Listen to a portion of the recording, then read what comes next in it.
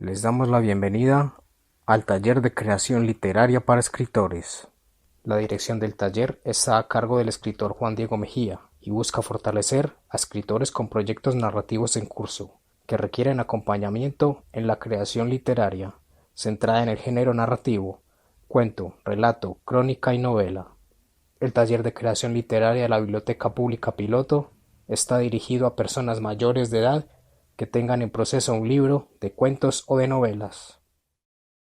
Propongo que leamos el cuento de los sueños, el de, el de Olga, y luego entramos en el otro drama de un rey y de unos campesinos. El sueño, sí. Olga, ¿cierto? Es tuyo. Sí. Bueno. ¿Lo recuerdan o quieren que lo leamos? ¿Qué piensan? Dos paginitas, que lo lea. Sí, sí, pues lo recuerdo, pero sería bueno. Sí, Olga, ayúdanos con la lectura. Bueno, listo. El soñador. Siempre su sueño empezaba con un despertar igual que como empezaba en sus días. Tenía 7 años y creía que le pasaba a todas las personas, pero él contaba sus sueños y sus compañeros se reían. Un año después no tenía nombre, lo llamaban el soñador. Los personajes reales se le fueron confundiendo con los de los sueños. Su mamá, que le oía todas las historias, era la primera que aparecía cuando soñaba. Después todo empezó a ser igual, las cosas, los amigos, la familia. Algunas veces algunas veces veía lo que iba a pasar al día siguiente. Otras veces lo que soñaba era lo que había pasado, como si fuera un recuerdo. Incluso había continuado en algunas noches. Sus sueños se confundieron con la realidad. Su mamá, que era la única que respondía a sus preguntas, despierto y en sueño, le decía que ella era la real. Aunque dormía 12 horas diarias y sentía la salud de su cuerpo, el cansancio se fue apoderando de él. Eran 25 años vividos como si fueran dobles. No estaba seguro de cómo contarlos. Posiblemente eran casi 50. Aún viviendo a esta velocidad, le gustaba estar vivo, pero el agotamiento que sentía lo llevó a pensar continuamente en su muerte. Había algo en su vida de niño que se le quedó grabado. Era la noche. Esta nunca se puede olvidar después de haberla visto, aunque fuera solo una vez, y él sentía que se iba a morir con ganas de ver la oscuridad de una noche, esperando la vuelta de la luna, pero al menos la conoció y la recordaba. Antes de cumplir 26 años se murió. Ese día quiso despertarse o dormirse para decir cómo quería su sepelio. Nada de cánticos lastimeros o ceremonias en ese idioma fúnebre que él no entendió nunca. Tampoco el olor a incienso ni un ataúd brillante. No quería que le dijeran un nombre, el suyo era soñador. Y ese, Mateo, ¿me ayudas? Y ese soñador solo quería la sombra de un... Allí hay una desconexión. Luego más adelante, cuando la mujer ve que eso cree que son dedos y entonces dice, emite un alarido mientras dice ta, ta, ta. Yo hice el ejercicio y yo pienso que uno no puede hacer estas dos cosas al mismo tiempo. O echa el alarido primero y luego habla, o grita hablando, pero no puede hacer esas dos mismas cosas a la vez. En la página 4, cuando termina como la primera partecita del diálogo, que dice, Kurt apretó el dinero, ta, ta, ta, me parece que del diálogo a lo que sigue hay un cambio de espacio en el cuento, es decir, están primero en un lugar y luego en otro, pero está ahí muy seguido y me parece que eso también le hace falta como en ese momento, antes de decir esto, Kurt apretó el dinero, como introducir que ya no se encuentran en el lugar anterior donde estaban hablando, sino que se desplazaron y que ahora están en otro espacio. Me parece que el final es bastante flojo para toda la tensión que traía. Me parece que de hecho yo lo dejaría en esa sentencia que me parece muy contundente y es esta: usted elige si morir de hambre o ahorcado, a menos que el cuento se vaya a continuar y entonces nos vayan a seguir contando otras cosas y no termine donde termina. Pero si no, me parece que después de esa frase lo demás le quita como toda la atención y reduce muchas cosas que se han dicho antes. Y otra cosa es una pregunta acerca del título que dice la manzana del diablo, pero cuando se habla de esta cosa que están sembrando, se habla de tubérculos. Las manzanas vienen de los árboles, no de la tierra. Y si está queriéndose hacer como un símil con esta cuestión de la manzana como el fruto prohibido, me parece que poner esto del fruto prohibido que está en el paraíso, o sea, la manzana prohibida de la Biblia, no está en un mal lugar, nunca se dice que es algo malo, simplemente es algo prohibido, que tiene que ver con la decisión de un sujeto. Entonces me parece que allí hay algo como que habría que definirse. Se trata de algo que viene de un árbol, se trata de algo que está en la tierra, el símil que se está haciendo tiene que ver con la prohibición, pero entonces usar manzana está bien. Bueno, me parece que allí hay como algo que hay que pensar mejor. Si lo que se quiere dar a entender es que esta cuestión que se está mandando a sembrar o que después se prohíbe sembrar o que causa ciertas cosas, tiene que ver con la prohibición. Listo, Caro. Ahí Gustavo Mejía habla de la manzana de tierra. Ahorita seguramente nos explicará. Alex. Bueno, aquí en este cuento era que estaba lo del verbo dado en el primer párrafo, es en este. Entonces, pues sí, como que muy rara esa repetición del verbo dado y su utilización ahí. A mí me pasó algo muy extraño con el cuento, pues que me gustó, pero que me gustó por otros asuntos, no porque pues esté bien hecho. Y es que cuando estaba leyendo yo me veía en una época medieval, como en un feudo, pero en algún momento me vi en un western, entonces me veía como en un western, y en otro momento me veía en el campo colombiano. Entonces, tracé el cuento y todas sus acciones, pero los personajes me cambiaban. Veía un texano, un vaquero, después veía a un labriego y después veía a un campesino. Entonces eso me pareció muy extraño, porque entonces nunca me pude ubicar espacial y temporalmente, por muchos elementos, por las palabras, por los nombres, por las descripciones, por los frutos.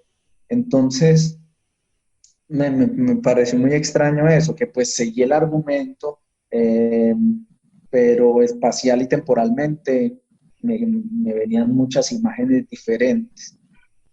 Quizás, no sé si eso fue lo que me llevó a confundir, porque para mí no es, por ejemplo, el conflicto no es claro. Para mí el conflicto no, pues yo no entiendo cuál es. Pues sí, de fondo allá hay un asunto de lo que decía Julio, y hay que casi que sobreinterpretar, ir más allá y tener muchos supuestos para llegar a ciertas cosas. Y hay un asunto de la tiranía, quizás del engaño, de la manipulación, de la utilización pues del hambre y los alimentos por la manipulación, pero para mí no es claro el conflicto. Y si no es claro el conflicto, tampoco me fueron muy claras las motivaciones. Nunca entendí pues obviamente los gobernantes muchas veces sus motivaciones es la arrogancia, es su ego, son muchas cosas, pero de fondo hay una motivación, y creo que, o quizás no leí bien, pero no encuentro las motivaciones del rey, ni encuentro las motivaciones del campesino. Pensé que el asunto era por el hijo, o de estos labriegos o de estos cultivadores. No encuentro motivación. No encuentro motivaciones por ningún lado. Veo un montón de ellos, pero no entiendo no entiendo a profundidad los personajes y qué motiva sus acciones.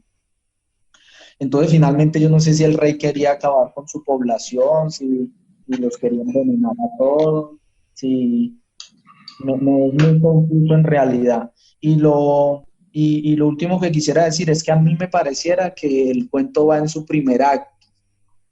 Como que ahí hay un punto de quiebre, ahí hay un punto de giro con lo del tendero, que ahora sí algo va, o sea, todo eso que vimos es como el inicio en el que se van presentando unas cosas y que cuando llega ese punto en que pasa eso, en que eso de la guardia, del tendero y todo, ahí pasa algo que ya uno no se puede devolver ni cambiar nada porque va a cambiar todo totalmente. Creería que ahí empieza ya el segundo acto del cuento como tal. Muy bien, Alex. Oscar, y luego Marcos.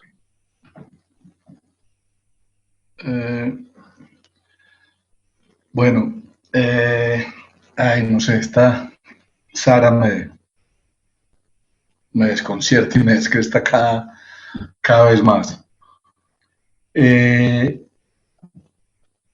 Pues lo primero que a mí me vino a la idea con este texto es que esta peladita está creando un mundo, ¿cierto? Está creando un mundo.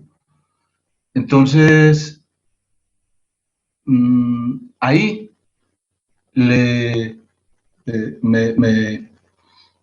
pues me descrestó en la mayor parte porque me parece que lo empieza a lograr, con los detalles pues que en este caso no revisé ningún detalle del texto,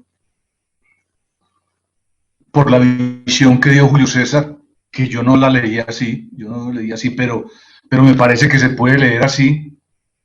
A mí me llegó fue lo arbitrario del poder, lo arbitrario del rey, cómo el rey hace lo que le da la gana pues con sus súbditos. Yo pues no tengo que saber la época ni nada, es un reino. Pues yo con que hay un reino y hay súbditos, pues ya sé dónde estoy ubicado, ¿cierto? Es en un terreno, es en un lugar que no existe. O sea, esto no es Alemania ni Colombia, es una fantasía, es algo que está creando Sara. Entonces me parece muy importante. Y lo que sobre el conflicto y eso, o sea, a mí me gustó como ese sinsentido de las actuaciones del rey, o sea, cosas tan caprichosas que cuando llegan a los súbditos los joden, les cambia la vida, los hace cultivar, los hace no cultivar, los hace esconder, por un simple capricho de él, ¿cierto? Por un simple capricho de él. Entonces yo pienso que es un texto que va a dar mucho de qué hablar, que va a dar muchas lecturas, que mucha gente va a considerar una bobada, que muchos, como Julio César, lo van a mirar como una metáfora a la colombiana sobre la coca. Yo lo vi como un juego con el poder y creo que es una pequeña joya de este texto, me parece a mí, que todavía le falta pues, pero sí me parece que es una pequeña joya. Ya. Listo. Marcos me espera que se me había pasado Gustavo. Entonces, Gustavo primero. Gustavo. Ahora sí, ahora sí. Sí, ahora sí. Bueno, sí, pues yo veo que hay un doble juego que es muy reiterativo en Zaradoria y es un juego con la misma literalidad. Yo veo que sigue como mucho la forma de los cuentos de Christian Andersen, pero le da pues un nuevo sentido. Y a nivel filológico juega mucho, ella siempre habla con personajes con nombres americanos o alemanes o de todas maneras extranjeros, pero siempre se da ese juego. Ella está hablando de las papas. Lo que pasa es que papa cuando llegó a Europa, en Francia la llamaron pomme de terre, o sea, manzana de tierra. Entonces ella, es muy sutil los juegos que ella hace. Ella todo el tiempo está pues jugando con ese término, pero lo que está detrás pues es lo que está acá. Entonces es como un eterno tira y encoge entre el acá y el allá, como lo extranjero, que me parece que es muy reiterativo pues en Zaradoria. Entonces, básicamente eso era lo que quería decir, pues, ese juego con la literalidad y con el léxico. Listo, Gustavo. Marcos. Bueno, no, ya con este último que dijo Gustavo también, como que me dio otro punto de vista, porque lo que él señala, no sé si es lo que quería mostrar Sara, lo de la manzana de tierra, suena muy interesante, pero yo después de haber escuchado lo que dijo Julio, voy muy de la mano con lo que dijo Oscar. Uno lo que tiene que entender acá es que está en un reino. Pues aunque yo sí lo entendí como un asunto bien feudal, bien medieval, o sea, yo sí traté de imaginármelo muy europeo de 1300, 1200, etcétera. Pero esa lectura de la metáfora me parece muy potente. A mí lo que no me convenció, siento que le puede haber faltado un picante, sin perder la inocencia de los personajes, es el final. De resto ya no tengo nada más que decir.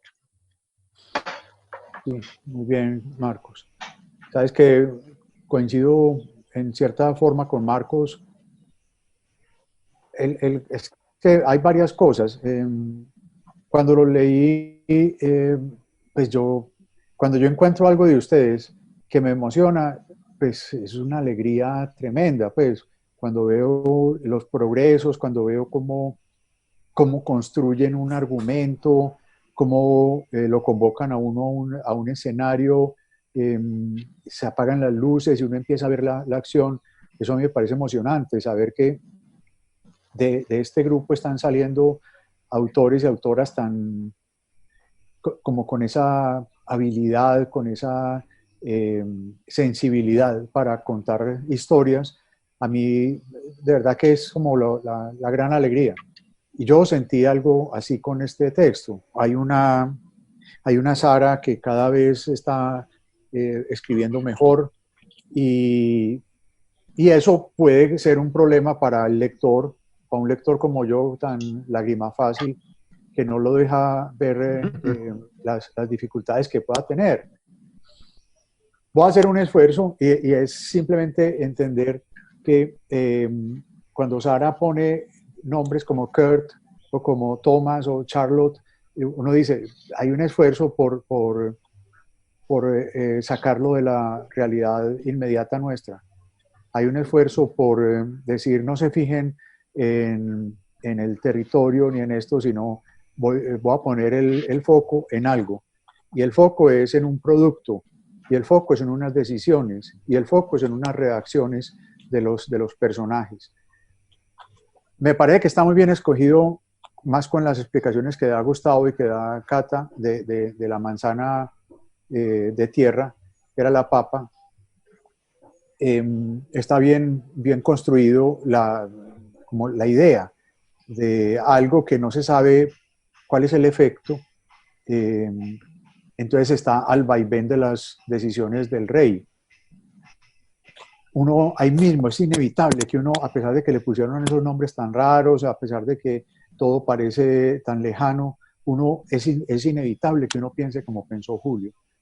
Es inevitable que pensemos en que hay un producto que es la mata que mata, ¿cierto? Es esa mata que produce billete y que a la vez mata. Un producto contradictorio que pone a la gente más básica, más abajo en la escala social, es la que lleva del bulto y son otros los que se benefician. Me parece que hay un divertimento en este cuento que Sara se debe estar riendo de nosotros, pero porque me parece que es un divertimento lo que ella creó y lo hizo muy bien. ¿Qué le pido yo? Algo como lo que dijo Marcos ahora, y es, el final no está claro. O sea, por más que pretenda, digamos, hacerlo muy bizarro en el sentido de muy extraño, muy fuera de la realidad y muy sin lógica, de todas maneras, un texto, un cuento necesita un desarrollo y me parece que al final quedó como que, bueno, ¿qué pasa aquí? ¿Será que es que va a seguir? Como dice Alex, hay un segundo acto. yo creo, pues que me parece que se está insinuando es que esto continúa.